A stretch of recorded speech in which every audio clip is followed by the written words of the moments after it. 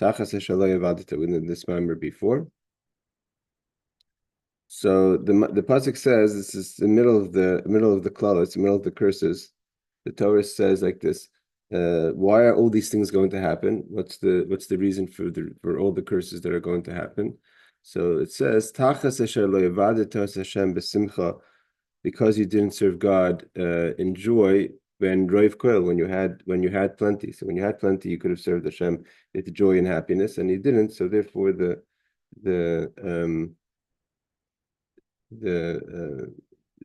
to say, the curses have come. Just trying to see a second here. YouTube is working.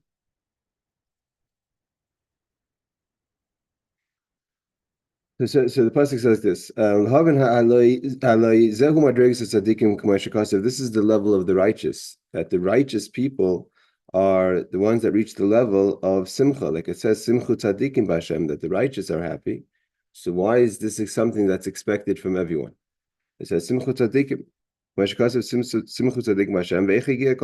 could we expect every person to be able to reach the level of happiness, so much to the extent that the Torah is saying that the reason why there's all these things are happening is because a person's lacking happiness and joy in their life. So he says,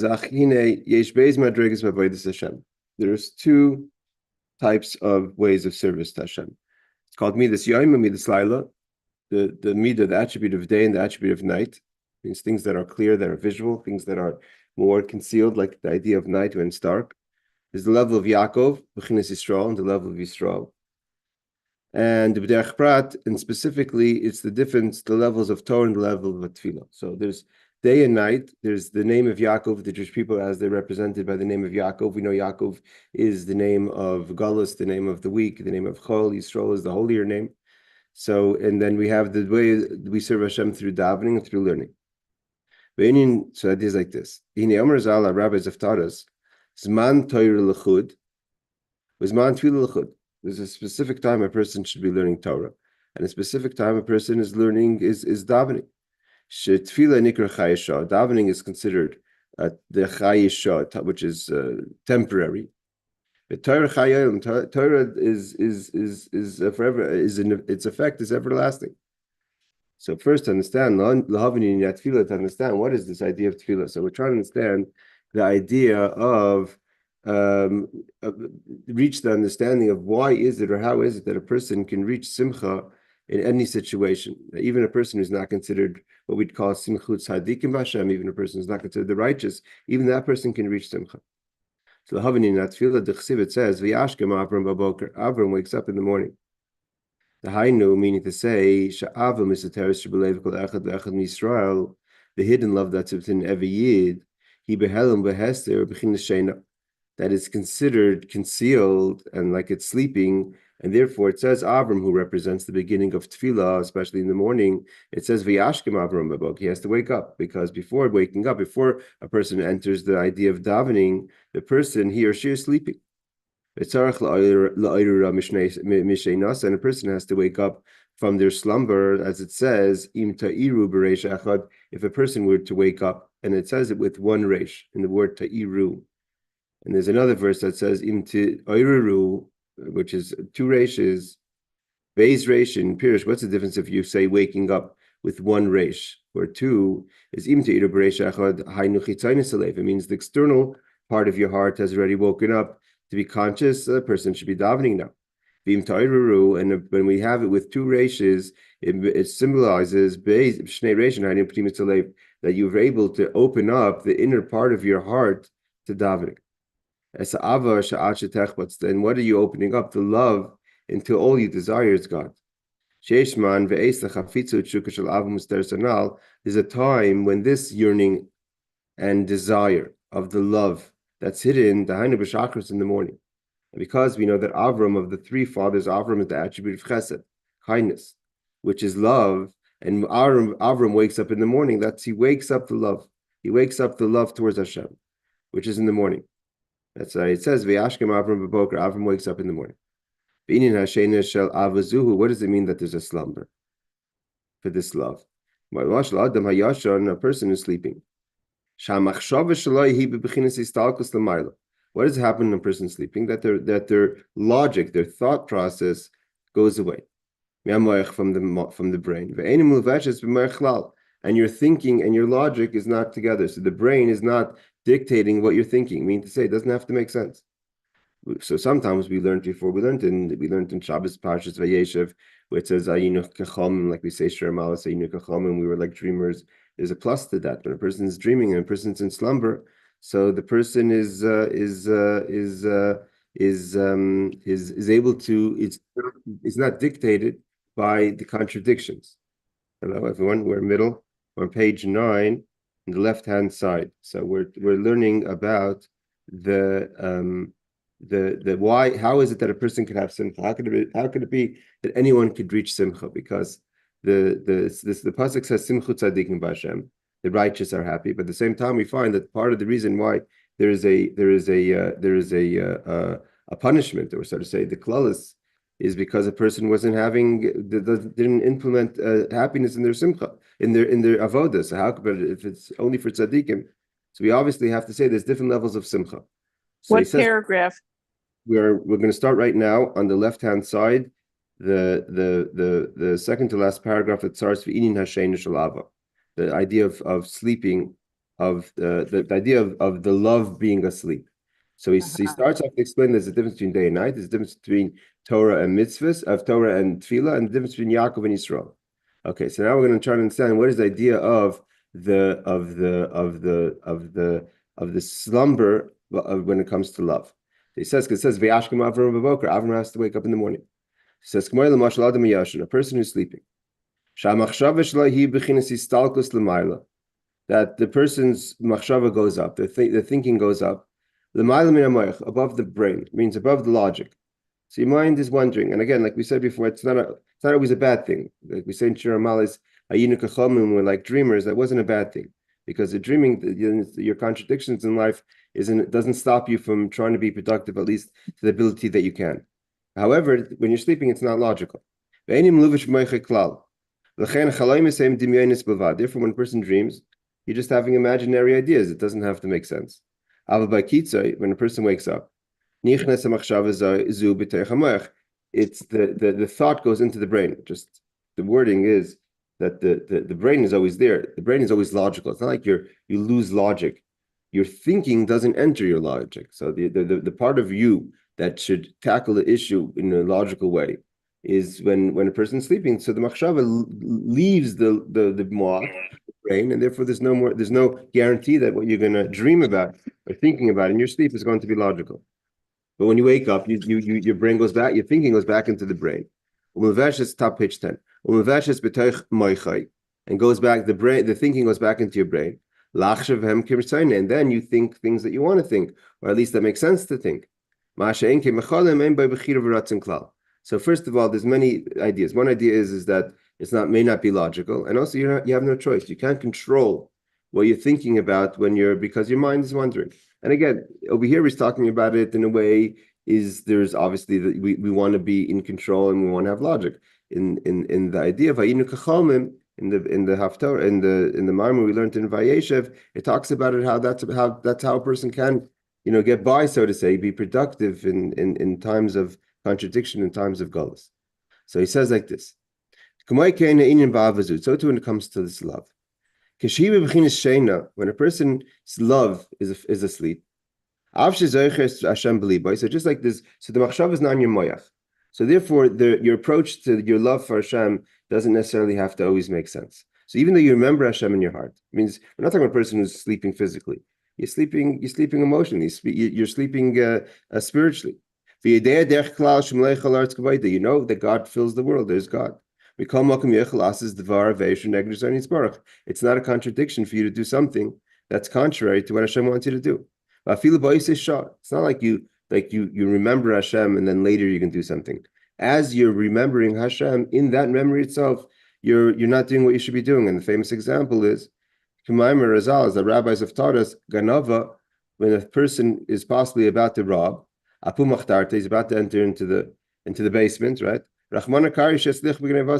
You know God exists. Why? Because you're asking God that you should be successful in this robbery that you're doing. So even though God doesn't want you to steal, but nevertheless, it's not a contradiction to praying to God. So that's the idea of sleeping. That's not logical. So why? The fact that you know God is alive is like an imaginary state. And it's beyond the logic. And therefore logic would say it doesn't make sense. But the person's in a state of slumber, so it doesn't have to make sense. And therefore, your thinking doesn't enter the brain, and you're thinking ideas that that in other times wouldn't make sense to you. So what do you have to do? So if you want to have a proper love for Hashem, it means you have to wake up. You have to wake this love up from its slumber. And enter the love into your thinking process, into your brain. Like we said before in the beginning of the Mammar, there's different ways of avodah. One of the avodah is the tefillah. And tefillah, idea of tefillah to pray is not just to say, it's not just to ask for things that you want. The idea of praying, as davening is to recognize and awaken the love. And so when you're awakening the love, you have to do hisbonenus, you have to do contemplation about the things that would bring love. And these are logical things. It's not like you know God exists without thinking about it. Because that could be that's not a contradiction. Then you could be slumbering, you could be sleeping. That's like a person who has dreams. But if you want to really have the love in a conscious way, you have to do hisbonenus. You have to think about it in a way that the rabbis have established the tefillah, and that is the process of building up until we reach the Shema Yisrael, which is v'haftas Hashem Elokecha. We love Hashem our Lord. And what is the idea? What are we trying to reach? What are we trying to understand with this hisbonenus? Again, hisbonenus is not information. We all have information. We all have information. That's not what hisbonenus is. Because if you're just to know about that something exists, not going to affect anyone. The idea is, and the proof is that we daven every day. If we just needed information, so why are we davening every day? But yesterday we already discussed that God exists. Why do we have to discuss it again today? Because davening is not about information. It's about being real and alive with that information. So therefore, what's the hisbonenus? That God is the God and the world is one. And not that God is the God of the world, that there's a world. And God rules the world. But the world almost has its own life, like Oris and Kalim. Oris and Kalim, in theory, in the system of lights and vessels, the lights that light up the vessels are not the same lights that create the vessels or keep the vessels in existence. That's another life force. But from Hashem, it's Hakol Echad. Everything's one. It's all different manifestations, but it's all one. The lights, the force, the light that creates the vessels, it's all one. And therefore it's Kel Olam. God is the God of God, and the world is one, not God of the world. And I think we discussed this question before, and I saw Rabbi Steinsaltz, Rabbi Evan Yisrael discusses this question in one of his shiurim in Likutei Torah or Torah, I forget. Where one of the bases that we learn over and over again is, which we're going to get to in a second, is Ani Havai Lo Shanisi, that God doesn't change. That when a person recognizes Ani Havai Lo Shanisi, there's no change in God. So that's supposed to trigger Ava love. So the question is why? Why would that trigger love? So again, it's like information. So God doesn't change, but why does that make me love God? Because God doesn't change. So that's the difference between Kel Olam, Kel Ha'ilam. If everything's about you, so then when you have information that doesn't apply to you, it doesn't change your life. So what? So God doesn't change. What's it have to do with me? But when you recognize God is the world, that there is nothing else outside of God, and God doesn't change, any violation easy, then there's no change in God. Whatever God wanted from you yesterday, He wants from you today. The world is not its own existence. It's a manifestation from God. Just like the light of the sun that comes out. When God wanted to create the world, He created the world and it stayed in existence. Like the Rambam is Pratan Tanya, is the world is constantly being recreated by Hashem. There's no existence of the world on its own. For example, he says that, now he's going to example that again. These are ideas of the hisbonenus that's supposed to bring the person to love, not information, because information is not going to help a person, but you have to actually contemplate it to the fact that the information is supposed to lead to love. It means the part that's expected from the person is to take that information and contemplate it to the fact that it's going to create an emotional reaction. Like anything else, like if you really recognize that something is good for you or important to you, or if your dependence exists on it, at least you would create yesh mishayev, someone who loves. Someone who loves means is that my existence is dependent on that. That's a lower level of love, but at least it's connecting your existence to God. For example, when it comes to things of vegetation, anything that comes in this world has a koyach ruchni, has a spiritual life force of growth that gives that manifests eventually, comes into something of growth. And the power for growth comes from there. Goes the grass comes out, bilones, or the trees or pears or fruits. So certainly the Alter Rebbe says, the actual fruit, the orange, the apple that grows out of the ground. Shu gashmius, that's actual something physical, tangible. You can't say that whatever's in the ground that creates the growth, it's really, there's an orange there, right? There's no oranges in the ground. There's a power that from the ground comes out that there should grow an orange. It's just a ray of the power of growth. That comes from the spiritual ability for something to grow. For Arazu, and eventually this spiritual life that is going to create, that is the source of the fruits or whatever it is that's growing, is eventually becomes so transformed into a gashmis, into a physical being, until it actually becomes a fruit. That's not just the visual. It has taste. Negoshim lechayich, it could be bitter, sweet, whatever. Metiko is sweet. That's not really in the spiritual part of it. It's only in the physical part. And the question is how deep. Where does that go? I think this Gemara says. The Gemara talks about the people that where was it in Sichon? Rashi quotes actually in Bamidbar somewhere that they were able to taste the dirt and know what they could plant. That from the dirt they were able to identify the koach hatzameach in the dirt, what would be good to grow. But he says, here we go, he introduces the idea, the difference, what we know in Chassidus and Kabbalah, between Or and Shefa. Or is a manifestation of light, like the sun gives off light, and Shefa is a flow. So he says it's not like a flow, which would be the case of water that goes from a high place to a low place. What does it mean it's not like a flow? By definition, a flow, when water is in a high place and goes to a low place, whatever amount of water is now in the low place is no longer in the high place. When the water goes down, it's no longer in its original place at all. Whatever the amount is, doesn't mean the full amount doesn't go. Then if 16 ounces goes, then it's 16 ounces less. That's all shefa.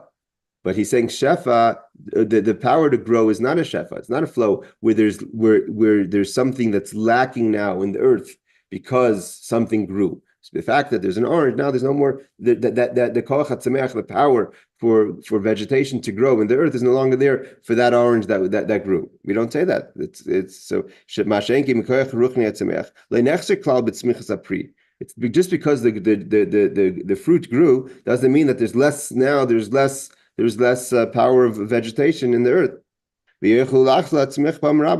it can continue to grow many times. Although when we talk about Shemitah, one of the things the ideas of Shemitah is that the ground the earth should rest.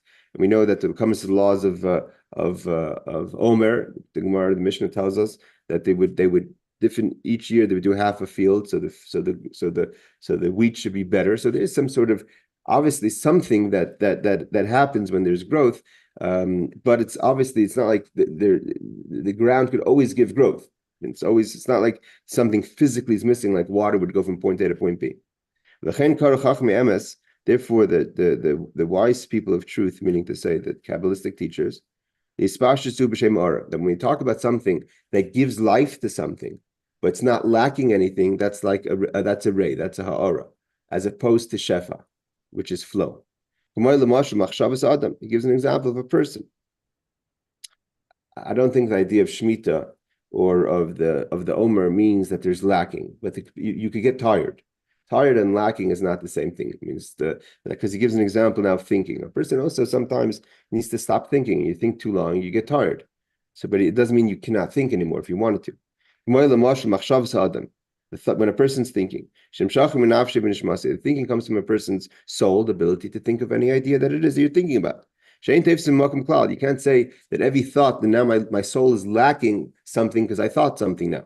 Your soul can reproduce thoughts constantly, and it does.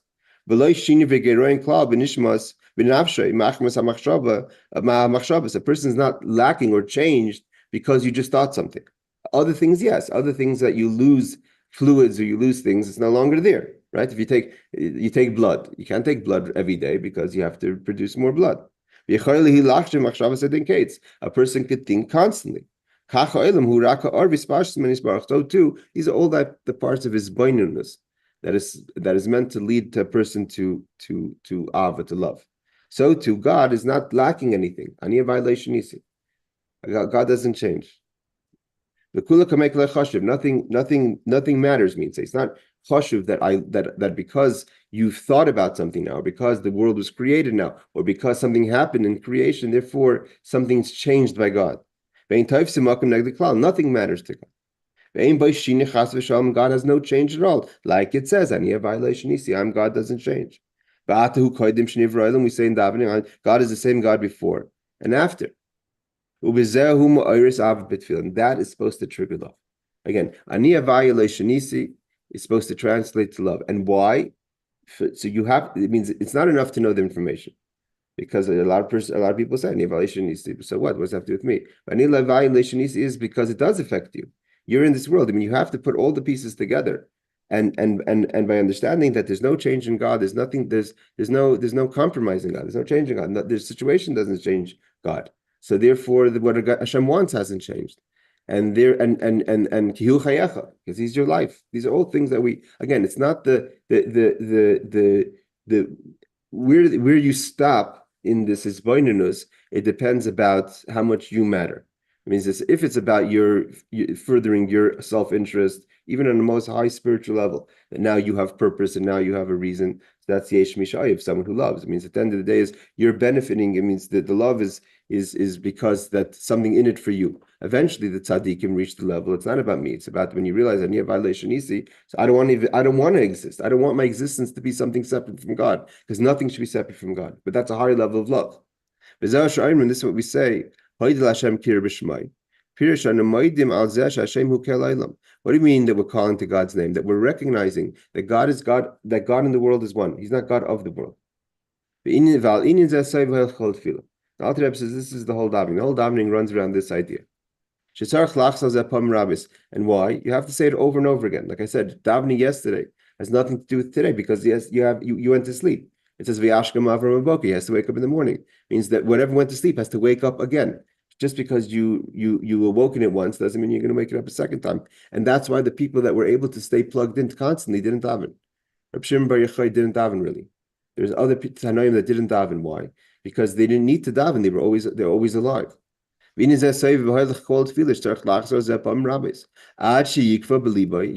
over and over and over again until you mamish wedge it into your heart. That becomes actual visual to you. This is a reality. What's it mean, Riya Mamish? This is Mamish, your reality. Each person has to lengthen this. Each person to your ability. Some people that have you've created your mind to be more megushim, more physical. And therefore, these ideas, which are refined ideas of godliness and spirituality, don't penetrate you. And therefore, you have to break through that geshem, through that gashmis that you've created around your heart and mind, that these are things that should matter to you. Said the Pesukei de Zimra. So why, if the whole idea of davening is information of his boniness, of the oneness of Hashem, Ani Availa, which boils down to Ani Availa, Shanisi, God doesn't change, and therefore you should have, like the pasuk continues, that Bnei Yisrael lechelisem. Why don't you have klei nefesh? Why don't you lose yourself by knowing God doesn't change? So why do we have tefillos? Why do we have different prayers within the davening itself, within the not the Amida, but within the Pesukei de Zimra? So Cautious Ram says Pesukei de Zimra, and the fact that we ask things from God, u'shvachim, and things that we praise God, that the Anshe Knesset Gedola instituted and put into the davening. Why? Because machmas sheish getregim al adam. So we look at it from our perspective that God should appreciate the fact that we're davening, and He does appreciate the fact that we're davening, and that we're trying to apply ourselves, and He does appreciate that we're trying to apply ourselves and build love. But from the perspective of the angels, from the outside world, they look at this person and say, who's this person to try to have love? You know what it is to love Hashem? And you and this person, we know what this person's been doing. So why should this person have, who does this person have what right does this person have to love Hashem? This is Machem Sheish Kitregim Aladim. This Kitregim means there's voices that are negative voices that argue with God and say, don't open this person's mind, don't open this person's heart. And they judge the person. Is this person worthy to have love of Hashem? And there's other obstacles, not just the voices. Hamatridis is Adam that weigh on the person. There's anxieties of life. That prevent the person from properly concentrating because of the issues in life. And therefore we ask Hashem, Racham, He should have compassion on us. Let me daven. Take away all my anxieties. Give me 10 minutes, give me a half hour to daven. The prayers that we say, you're compassionate. But the point is that we're trying to make a path that we should be able to have the ability, and there shouldn't be the obstacles, whether from within or from out, that should prevent us of trying at least to open up our hearts and our mind to have love for Hashem. When we finally reach the Kriya Shema, it says that Hashem is one. And the Gemara says, we've mentioned this many times, the people that lived in Jericho, they were right away when they said Shema, they said love. As soon as they got to that they were able to proclaim Shema Yisrael, listen Israel, means pay attention. Hashem Elokeinu, Hashem our Lord is one, and then the whole world is all one with Hashem. Right away they felt the love. They didn't have to translate it. So it says they didn't have to go b'davar acher. They didn't have to say anything else, which means they didn't have to say what we all say, the Baruch Shem Kavod Malchus Elam Vod. As soon as they said Shema Yisrael, they felt the love. Because the level that the people who lived in Jericho were able to contemplate when it came to saying Shema Yisrael, they were able to build up that when they said Shema Yisrael, right away they felt the love. Therefore, they right away said Shema after they said V'hafta right afterwards after they said Shema. But that's not the law, because not all of us are holding that level that we could say that as soon as we say Shema Yisrael, we feel the love. Because we do say Baruch Shem Kavod Malchus Le'Vod. It's not a separation. It's like a translation. What we're trying to say is, what do we say? Shema Yisrael Hashem Elokeinu Hashem Echad. Then we say Baruch Shem Kavod Malchus. We're mentioning God's kingship. Why? Because we have to connect God's being king over us. We have to recognize the shlita, the rule over us, which is what's called Likutei Torah. Shema Yisrael is saying God is one, is more of an abstract idea. Shema, which is from God's perspective, the world doesn't exist. From our perspective, we say the world exists, but God's the king of the world. So he says, no, it's not why. When you say Baruch Shem Kavod Malchus Void forever, and Echad and one is all one thing, which is an idea of Bachalufei Asfon. It's changing the letters and the words in a Kabbalistic way, that the message of Void forever and Echad and one is the same idea. And this Baruch Shem Kavod Malchus is the idea of the lower level of unification, which is that there's a world, but the world is that God is running the world. Even though we just said before, the idea a person is supposed to reach Kel Olam, not Kel Olam, but even in Likutei Torah means from our perspective, we could try to understand that whatever we think the world is separate, it's not really separate. But from God's perspective, it doesn't even see the world as an entity. Okay. Now he says so that's the idea of davening. Davening is a person should love Hashem, and it's something that you have to apply yourself, and it's something you have to hope there's not a lot of voices out there, inside or outside, that are preventing it. So a person should be able to reach the love. He says there's two types of love. There's the automatic love. As soon as the person thinks about Hashem, and all of a sudden it's like a flame that just lights up. And it's like a fire that goes with no agenda, no mavukish. Mavukish means it's not looking to get anything. There's nothing in it for itself. It recognizes God and it wants to be part of that. Not because there's no mavukish. There's no why do you love God? What is in it for you? I don't have to have a reason why. There's not any violation. He said, there's nothing else to love in the world. Nothing else exists in the world. And like he says in Perek Aleph, in the first section of Tanya, Perek Yud, It's not even to cleave to God. Or even to quench a thirst. I'm thirsty for spirituality, for godliness, so therefore I want to cleave to God. It's nothing. I just don't exist. My whole, this is a very high level. What's a chassid? Turning to page 11. It's all about being connected to your creator. Because that's one love. He doesn't elaborate in that because that's the love of tzaddikim. That has no mavukish, there's no agenda why they love Hashem. The second love is it's a love that you want to connect to God. Right? After you're thinking all these things that we talked about, so you don't want to connect to anything else. You know, it means what drives you in life is nothing else. It's only to be connected to Hashem. And this any person could achieve the idea of this love, of loving Hashem, even if it's about something that you have to gain out of it. And the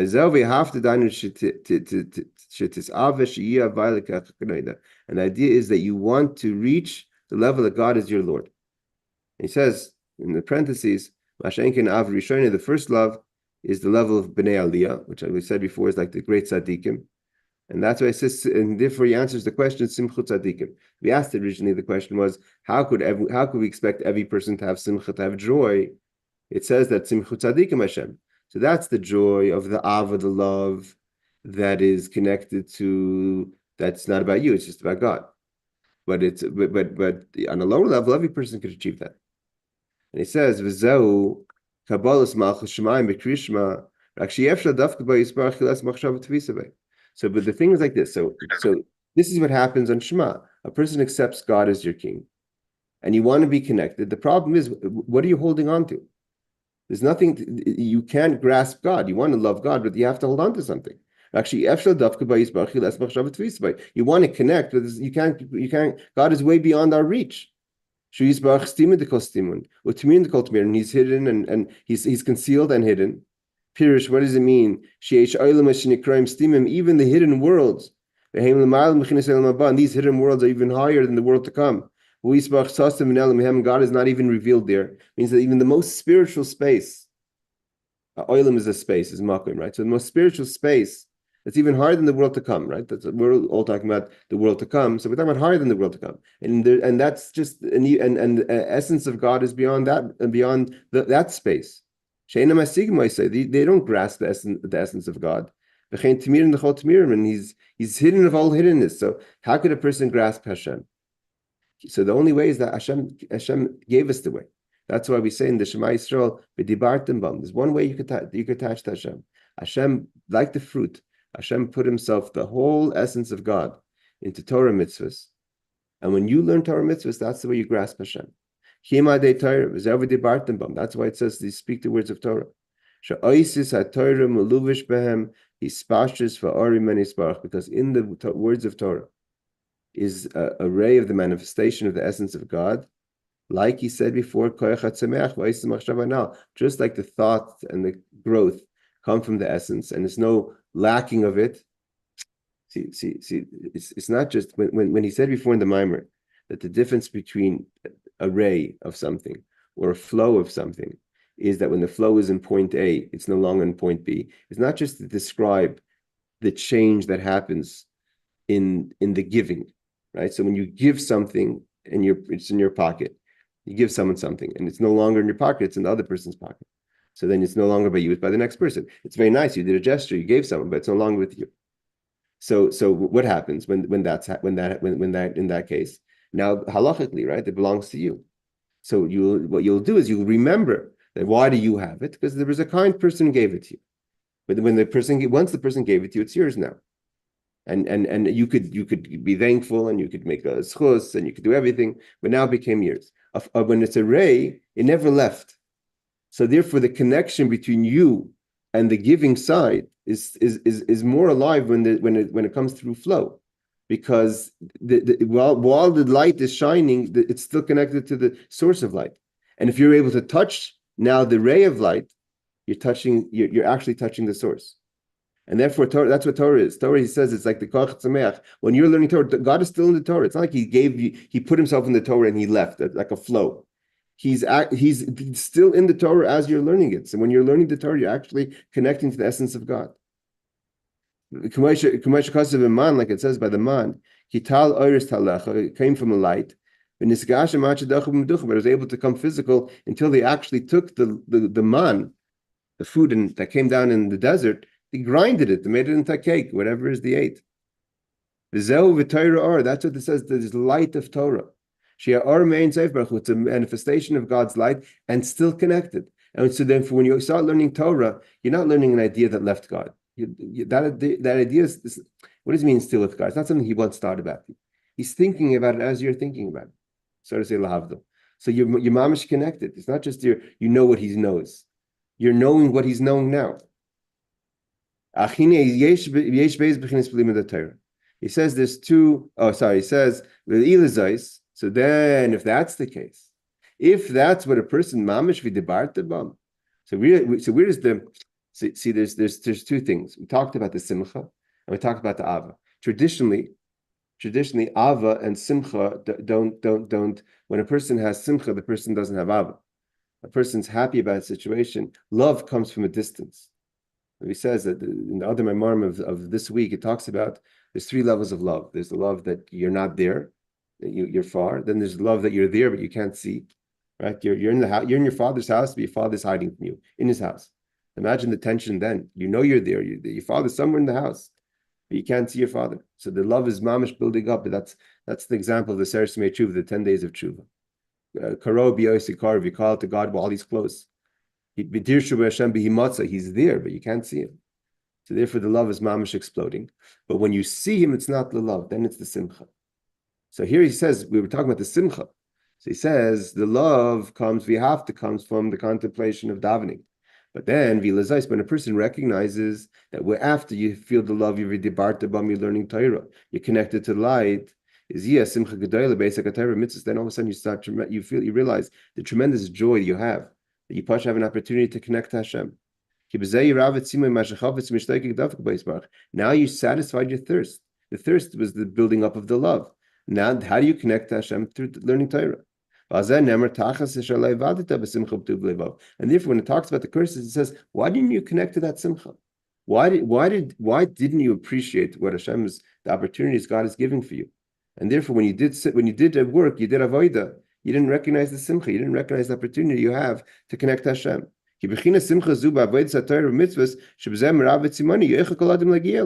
Every person, if you just pay attention a little bit, that I'm able to, when I learn Torah, every person who learns Torah,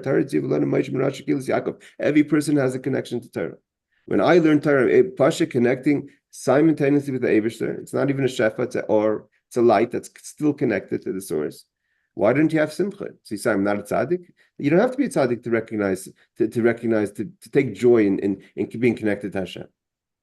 He says, but then when it comes to learning the Torah, he says, there's two levels of learning Torah.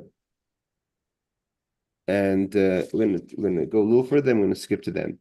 So there's two levels of learning Torah. There's one learning of the Torah immediately after davening. When a person awakens the love. A person who learns like a person who's thirsty for water. Then a person's mamish b'simcha because you were thirsty and you have simcha for Hashem. What's the second level of learning? When a person falls out of that space, you're not plugged in, you're not davening, you're not in the shul. Whether you're at work, when you're in the middle of business, even if your person is learning, sitting in the learning, but you're not in the place, you're not connected to the davening. So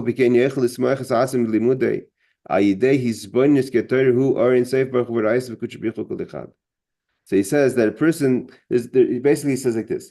There's when you feel the love, you mamish, you daven, you said v'hafta, and you connected to the love, you mamish, feel plugged in right away. And then it's throughout the day. You daven before. You don't remember every time you open up the Gemara, every time you stop to have a shir by mincha that you feel the love. It kind of wore off. Like I said, every day you have to do it again, so it doesn't last forever. But nevertheless, it doesn't change the fact by learning Torah you're connected to Hashem. And he continues, even though throughout the day you start distancing yourself from God. And he says, an absolute distance. Because you get preoccupied. And it's very, very hard to stay focused on aniyah violation nisi, that God hasn't changed when you're trying to close a business deal. Right? It talks about Binyamin Kletzker. Binyamin Kletzker, we know the story. Binyamin Kletzker, when he did the math of how much wood he chopped, his business did, he said, there's no one else but God. But that's Madrega. We call Makim, but since you didn't do anything wrong, you did it beheter. So therefore, you could take that space and that time and elevate it, because it didn't get trapped. That your free time hasn't been trapped in negative yet. Therefore, it's called permissible, like something that's released. It gives an example. If you have a person who's been taken captive by his enemy or her enemy, but no one locked the door. The person says you have to be here. No one's forcing you. You can leave whenever you want. The only time you get locked in is when you do something asr. Asr means you become trapped. Then you become trapped in the negative forces. But a person who's just been preoccupied throughout the day, not thinking about God, so although you're kind of disconnected, but you could always reconnect because you did nothing that totally separates you. Let's say you did do a dvar isr. It says, then you have to do tshuva. But there's always ways to reconnect again. But he said like this. Actually, this is the bitter pill. And Chassidus explains that there's a difference between atzvus, depression, and reader's bitterness. Bitterness is a way of serving God. That it's not only a way of serving God that even though you're bitter, but actually is a fuel to serve God. Because you never, even though when you're bitter, when you recognize that notwithstanding the fact that there's a lot of things to be bitter about, Hashem is still available. I'm able to learn. That gives you tremendous simcha. It says, the more a person recognizes that he or she is distant from God throughout the day, a person knows who they are. I'm not a person who's always thinking about God. I'm not always in love with God. Even if I'm learning, a person, not every time you're learning, you're learning things. You can start talking Devorim b'Teilim. Especially if you've done things in your youth, the sins of the youth. Like the Alter Rebbe says, everyone knows what they struggle with. Even though you've done tshuva, if you haven't done the proper tshuva, which is sigufim hamemarkin, whether it's done through different pains that clean a person. The more a person realizes how small they are, and you're kind of disgusted with certain things that you've preoccupied yourself with. And you put yourself secondary. Again, not in a way of depression. This is being just honest. No one's perfect. And you recognize that you've done things in your past and you haven't totally rectified them. And you're not the most holy person. And why was I created? But nevertheless, I could learn Torah. No matter no matter what happens, I could learn Torah. And what does it mean to learn Torah? I'm connected to Hashem. That's the way, v'dibartem, of how I actualize my love. So how excited would you be, knowing that you look the way you look, you smell the way you smell, nevertheless Hashem wants to sit with you and learn. And which means it's a sign of your connection. And he says, what is the difference between Meriris and Atzvus? And he says it now right here. But Atzvus, what does it mean to be depressed? Which is a weight. Is when you're not honest with yourself. When depression doesn't come from the fact that you're far from God. Depression comes from it's about you. Why am I not a great person? Not recognizing that I have faults, but you look at your faults as a reflection of who you are. I want to be a great person. Like why am I not as great? Why am I any different than Rashbi? There's a person who learned the whole day Torah. That was his occupation. With one thing, he could lift all kitroigim of the world. He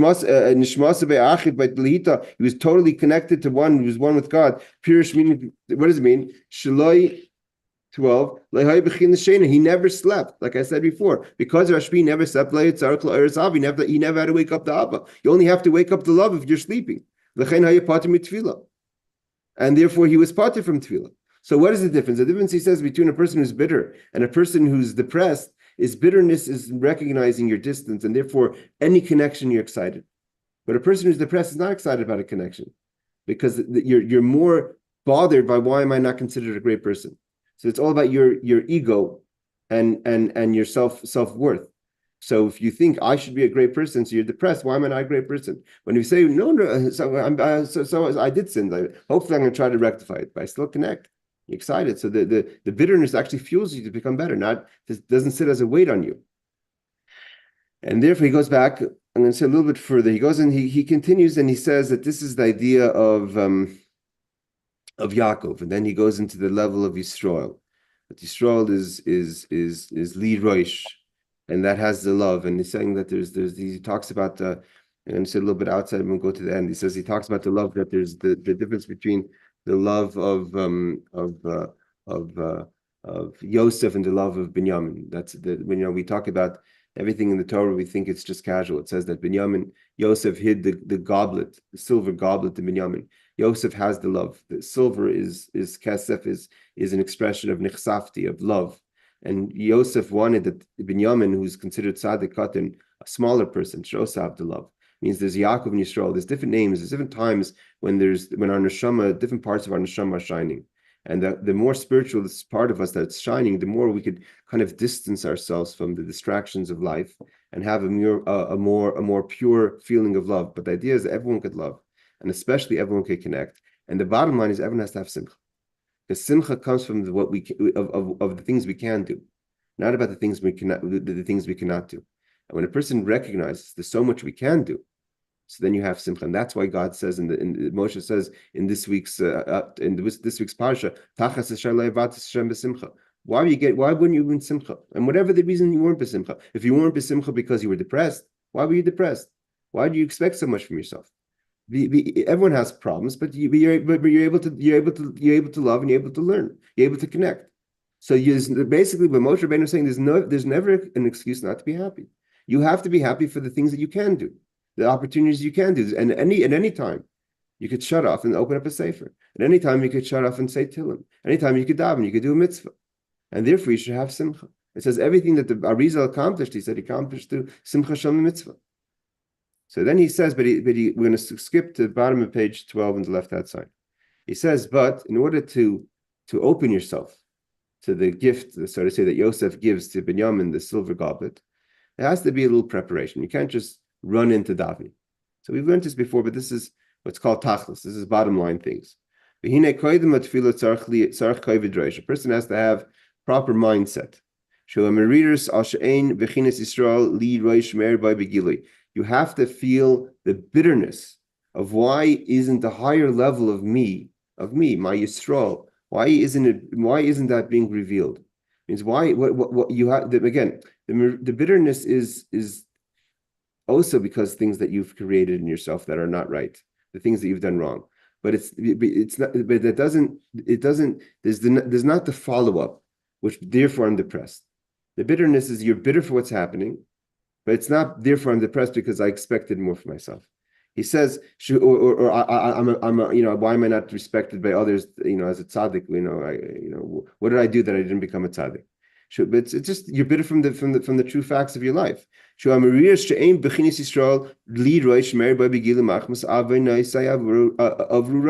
Because you have sins and you're bitter. I'm bitter for the sin, not for the effect of the sin. It brings a person to being humble. When a person has an honest understanding of where they are, it says the person top page, it doesn't have to be in the heart. It means a person sometimes wonders, why am I not bitter in my heart? You don't have to just be bitter in your heart. If you can't feel the bitterness in your heart, at least know that you have what to be bitter about. So and his point is, it's not like the world thinks that a person could just go with a thick heart, a closed heart, into davening. He actually is b'shachas. You can't just walk into morning and start davening without kind of cracking the shell a bit. It says that the day comes, the sun rises, and the sickness goes away a bit. So you have to that Avram wakes up in the morning with a chesed. You have to prepare yourself for that. So there's three things he says. Okay, so you have bitterness of the situation. Again, just bitter because you have the opportunity to connect, but you have to start loving first. So how do you go into shul loving? You can't just run in and say, okay, I'm here. You have to prepare yourself. And what's the things he says over here? What are the three things that you have to do to prepare yourself? One is the mikveh. Number one is a person has to go to the mikveh before davening, or should try to go to the mikveh sometimes before davening. Mishnah, ma mikveh matar, that a mikveh makes a person pure. That's the first step to making yourself open to davening. In a Rif, he goes to Rif, Rabbeinu Alphas, which is the Rif blew the shofar on Shabbos, Rosh Hashanah in his Bezdin. Perkimul Brachas, it brings down in the beginning, in the third chapter of Brachas, Talmidei the Rabbi and Talmidei Rabbeinu Yoina, and the students of Rabbeinu Yoina say in the name of Reb Hai Goin, the fact that a person has a seminal discharge doesn't have to go to the mikveh, that's only for learning. According to the Rif and the Talmidei Rabbeinu Yonah, a person who has a seminal discharge before davening has to go to the mikveh. Even though the halacha is not like the Rif and the students of Rabbeinu Yonah. As is brought down. The students say, even if you don't agree that it's halachically, but everyone has to agree that your davening is accepted better when you go to the mikveh. So you can't say the mikveh doesn't mean anything. Just because the halacha is not like the Rif and Rabbeinu Yoina doesn't mean the mikveh doesn't mean anything. It just means that it's not conditional, but it definitely makes your tefillah better. Why taka? Does even according to Rabbeinu Yoina, the students of Rabbeinu Yoina and the Rif, that the Torah you don't have to go to the mikveh, but for davening you do. The Gemara says in Sota, that the when a person is pure, it gives you a reach, a smell of purity. Like it says in the Gemara, that the person smelled the smell of the figs. If you smell something sensitive to smell, is a sign of purity. Interesting. A person who has a sensitivity to smell in a positive way is a sign that you have purity. So we see that smell, sensitive especially to spiritual smell, right? Yaakov walked in. Yaakov walked in to Yitzchak. He says, "I smell the smell of Gan Eden." So the idea of smell is the idea of tahara. Because we know someone who's pure or is impure, it's an encompassing energy. Therefore, it's connected to smell, because the purity is a smell. It gives off a pure smell. And that's why he says the karbanos are called reach nichoyach. When a person sacrifices in the times of the temple, it gave off a smell for Hashem. God smelled the smell of Noach's sacrifice. And that's why the punishment for Titus, who destroyed the temple, who stopped the karbanos, his punishment was that he got a mosquito up in his nostrils. Because God punished him. Because he destroyed the temple, and nullified the sacrifices, which were which gave God pleasure in the way of smell. So therefore he was punished by through the nostrils. And it says, my tefillah is through like the nostrils. And he says tefillah and prayer, he says, is in the place of karbanos. And therefore, the reach nichoyach, it says when a person davens, I'm davening to the nostril. Therefore, specifically davening, which is in the place of karbanos, a person has to have purity, and therefore a person has to go to the mikveh. Gives a good smell. Therefore, best as a person should go to the mikveh before davening, even though the halacha is not like the Rif and the students of Rabbeinu Yoina. Second thing is beis tzedakah. A person must give tzedakah before he davening. It says, Rabbi Lezer Yoav Pruta, Rabbi Lezer gave tzedakah to an ani before davening, quoting the pasuk, through justice, through tzedakah, I come to see you, I come to davening. Why do you have to give tzedakah before you daven? Because again, there's voices out there. We say, who's this person to enter the chamber of God and daven? Tzedakah saves a person from death. Tzedakah elevates a person. So tzedakah is definitely a good thing to do before you daven.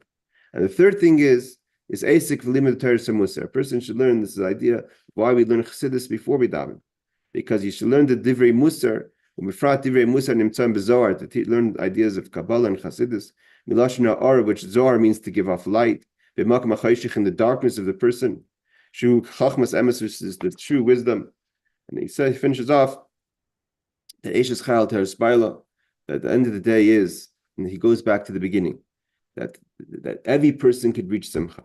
And therefore, and this is the simple belief of that God is in the world, even if you don't have the proper contemplation. Even if a person's not the most best person, doesn't have the most isbaininess, you have to know how precious you are at the end of the day. And the person, because God's dira is in this world, He wants holiness in this world, and anything that is bringing godliness in this world is the kavanah, is what Hashem wants. But here at Teres Baal, so much so it's a crowning of the husband, because the Baal is the avarah b'shachris b'nus b'munah pshuta, because the great love is only after the person has simple belief in God. The dafka by b'Hashem echad, to cleave to Hashem, save kolam sha'avarah b'zuhu b'chnis t'char. The love is masculine, like it's a zarcha chazdei. But at the end of the day is the simple love, simple love and the simple connection and the simple belief a yid has is even crowning of that love. Why? Because in Savak Kadosh Baruch Hu, God's not looking for madregas. He's not looking for levels. He's looking for simple connection a yid has. As long as he's doing a dir, he's making a resting place in his or her space in this world. Emunah Pshuta is a simple belief. Nasa Teres L'Reishei becomes the crown of the head. Right, we skipped a good part of it, but I wanted to be able to complete at least which we did, Baruch Hashem. And thank you all for joining, those here and those on Zoom. Thank you. Ayla Tov, take care. You too.